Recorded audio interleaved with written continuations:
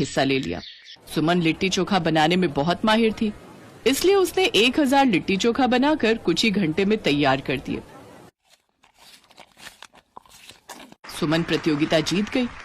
सुमन बहुत खुश थी कि उसने अपनी सास के जन्मदिन से एक दिन पहले इस प्रतियोगिता को जीता था।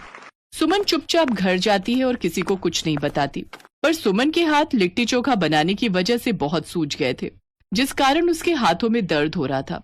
उसके सूजे हुए हाथ उसकी सास ने देख लिए। सुमन बहू, तेरे हाथों में इतनी सूजन कैसे है?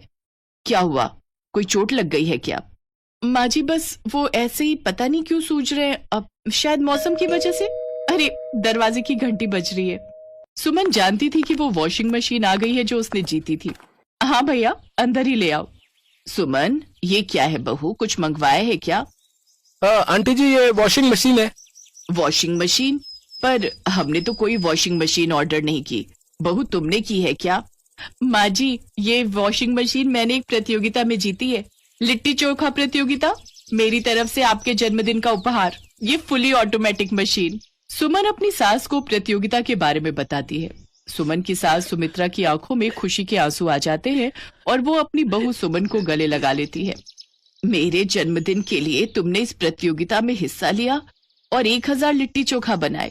जीती रहो बहू, सचमुच तुम्हें बहू के रूप में पाकर मैं बहुत खुश हूँ। थैंक यू बेटा, तुमने मुझे मेरे जन्मदिन पर इतना अच्छा उपहार दिया, पर इतने सारे लिट्टी चोखा बनाने की वजह से तुम्हारे हाथ कितने सूज गए हैं। कोई नहीं माँ जी, ये तो जरा सी सूजन है, कुछ दिनों में अपने आप ठीक हो जाएगी। आपके लिए तो मेरी जान भी हाजिर है माँ जी। अगले दिन सुमन खूब धूमधाम से अपनी सास के जन्मदिन की तैयारी करती है। रेखा मौसी को भी जब पता चलता है कि सुमन ने अपनी सास के जन्मदिन के लिए प्रतियोगिता में फुली वॉशिंग मशीन जीती है, तो वो भी बहुत खुश होती है। सुमन सबके साथ मिलकर अपनी सास के हाथों से केक कटवाती है। सब लोग सचमुच हैरान थे कि सुमन ने लिट्टी चोखा प्रतियोगिता जीतकर एक फुली ऑटोमेटिक बड़ी और महंगी मशीन जीत कर दिखाई, और वो भी अपनी सास के लिए।